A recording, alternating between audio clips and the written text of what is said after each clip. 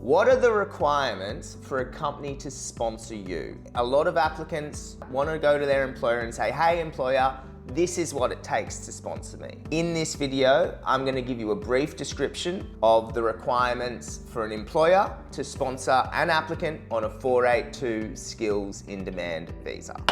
The 482 Skills in Demand visa is the most common employer-sponsored visa that allows companies to sponsor a foreign employee, essentially. The visa is valid for up to 4 years and it can lead to permanent residency after 2. In order to sponsor an applicant, the company must do 2 things. First, it must apply to become a standard business sponsor.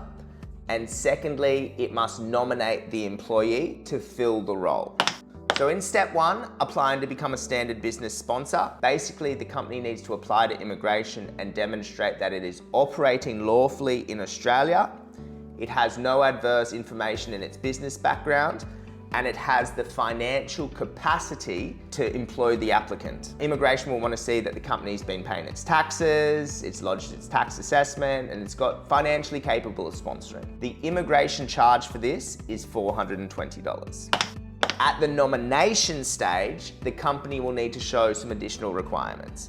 So it'll need to show that the position is on the core skills list and that the position is genuine to the business. The applicant will need to be offered a salary of at least $76,515 on a full-time employment agreement. Please note, if the market salary is higher, the applicant will need to be offered a higher rate. The company will also need to undertake labour market testing, which is where they'll need to advertise the position and demonstrate they can't find an Australian to fill the role. Please note, for many nationalities such as the UK, Malaysia, Korea, this isn't a requirement. The charges for this, so it's $330 for the nomination fee, and then it's either $1,200 or $1,800 for every year of the visa. So if you're sponsoring someone for 2 years, it would be about $2,400 plus $330 for the nomination, so $2,730 for the nomination. How much does the applicant need to be paid? So the applicant must be paid the Australian market rate. This is to demonstrate that the company is not hiring foreigners at a cheaper rate. The minimum salary that someone can earn on a 482 visa is set at $76,515.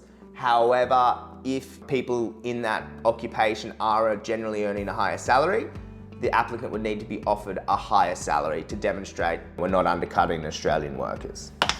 Can my employer fire me? Is another question. Or what happens if my employer lets me go? Because a lot of employers, don't want to just have someone on their books for 2-4 years. If it doesn't work out, they can't let them go. The answer is yes. You're an employee, just like any other employee. If the company has cause to let you go or the business closes, they can let you go. However, if they do let you go, essentially you remain on that 482 visa for at least 6 months, which you can work for another company, demonstrate that you're worth nominating again. So you don't just have to go home. Finally, some common documentation required. Look, for the sponsorship, it's company documents, registration, ASIC, profit and loss, BAS statements, payroll, tax returns, things of that nature.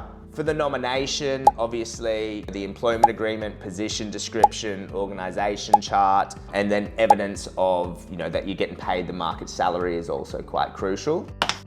This is just a general overview. However, I want you to use this video, show it to your employer so your employer's got a good understanding of the situation. If you would like to discuss your situation in detail, or you would need assistance with a 482 or 186 visa, feel free to contact Pathway to Oz.